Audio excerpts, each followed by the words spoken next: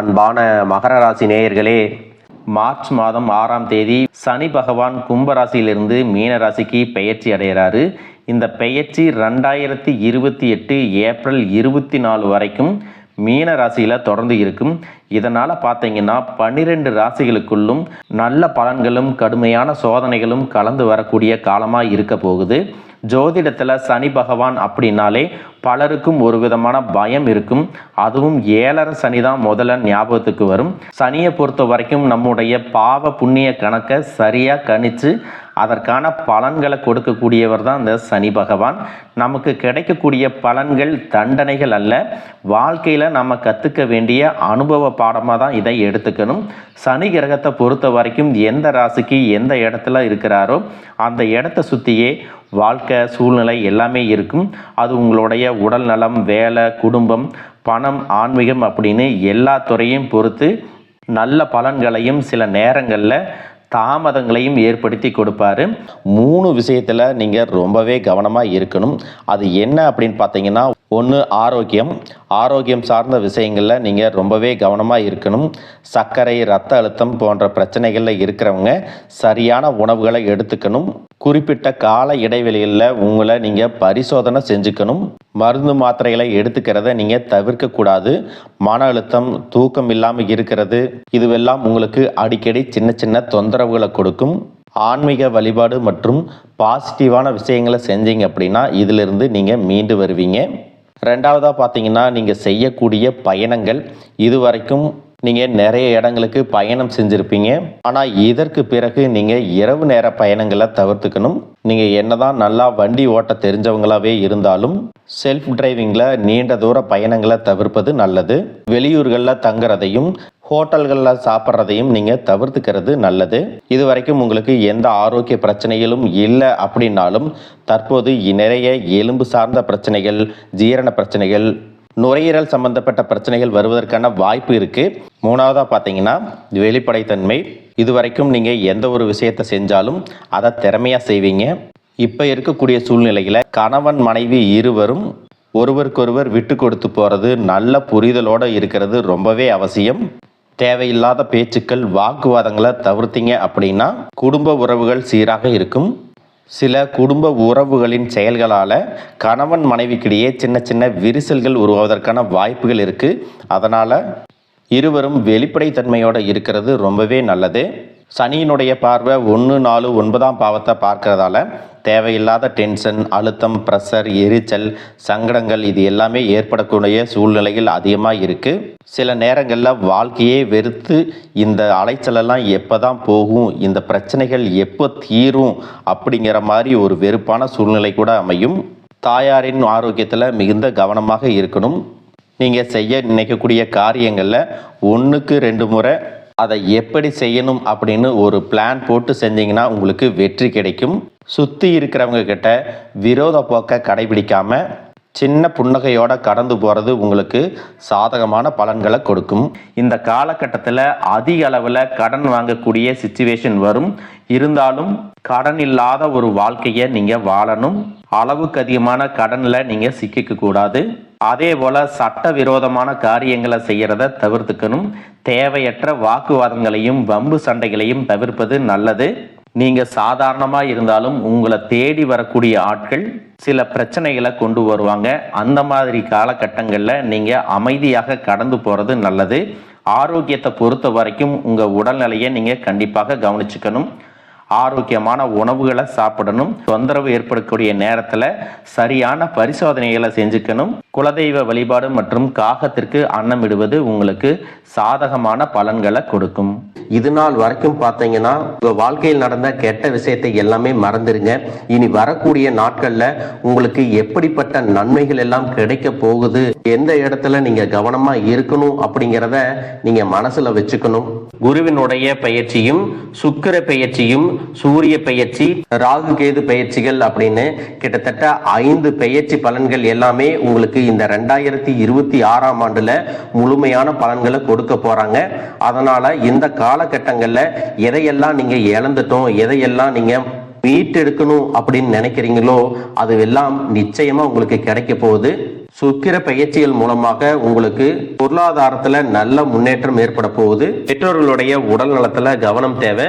இதுவரைக்கும் உங்களுடைய பணம் ஹாஸ்பிட்டல் செலவுகளுக்கோ, கடனுக்கு வட்டி கட்டுறது, வண்டிகள் பழுதாகி அதுக்காக செலவு செய்யறது, மற்றவங்களுக்கு பணம் கொடுத்துட்டு அந்த பணம் திரும்ப வராம கஷ்டப்பட்டது, இந்த மாதிரியான சம்பவங்கள் எல்லாம் நடந்திருக்கும். இதற்கு பிறகு நீங்க பணத்தை சுப செலவுகளுக்காக செய்யணும். நல்ல விஷயங்களுக்கு பணத்தை செலவு செய்யும் போது உங்களுடைய கடன் சுமை பாதிக்கு மேல குறையும். தாய் வழியாக ஆதரவு கிடைக்கும். தொழில் செய்யக்கூடிய இடத்துல உங்களுடைய திறமைகள் வெளிப்படும். வேலை செய்யக்கூடிய இடத்துல உங்களுடைய உயர் அதிகாரிகளின் ஆதரவு உங்களுக்கு திருப்தியாக இருக்கும். சுப செய்திகள் எல்லாமே உங்களை வந்து சேரும். பூமி வாங்கக்கூடிய யோகம் உண்டு. வீடு கட்ட ஆரம்பிச்சு அந்த வேலைகள் பாதியில நிக்குது அப்படின்னா அந்த வேலைகள் எல்லாமே உங்களுக்கு சிறப்பா முடியும். உடன்பிறப்புகளின் திருமண முயற்சிகள் கைகூடும். புதிய வாகனங்கள் வாங்குறதுல ஆர்வம் காட்டுவீங்க.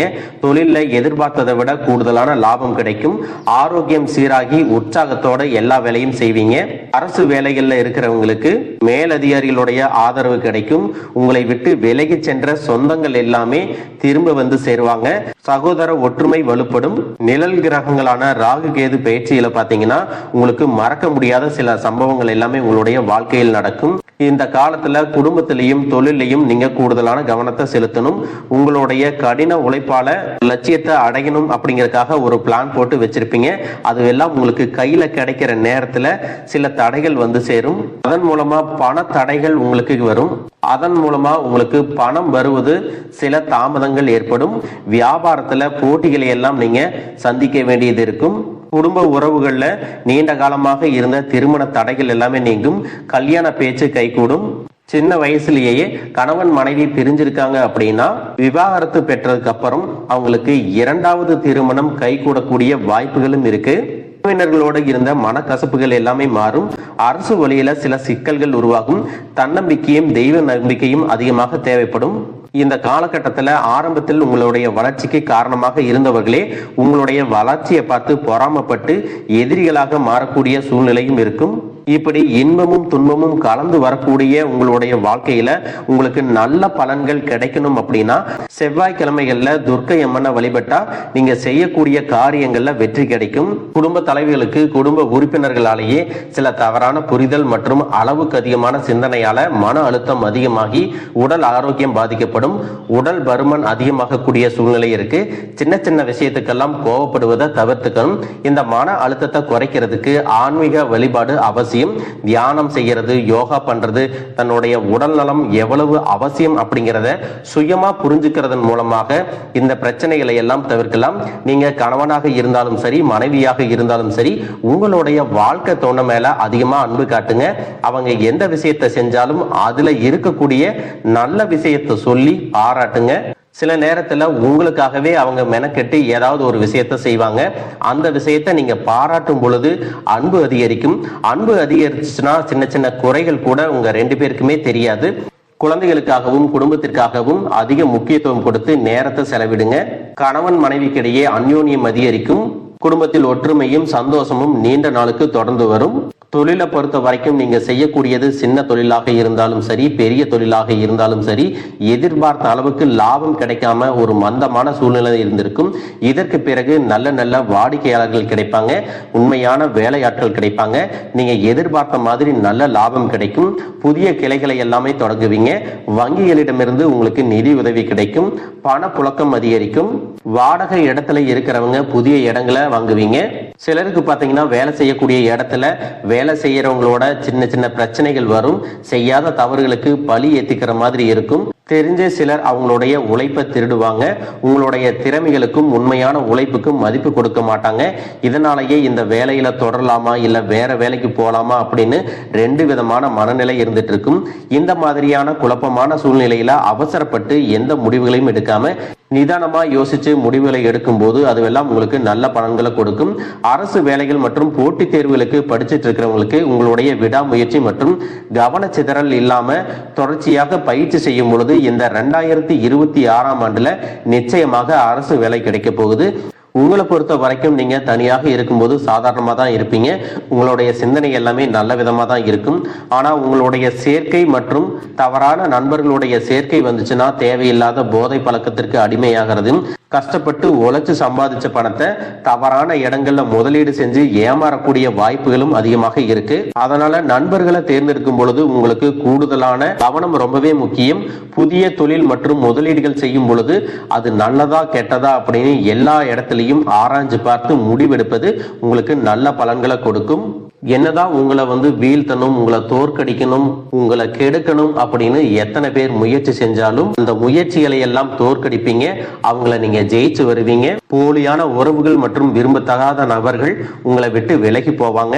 புதிய நண்பர்களுடைய சேர்க்கை உங்களுக்கு ஆறுதலை கொடுக்கும்.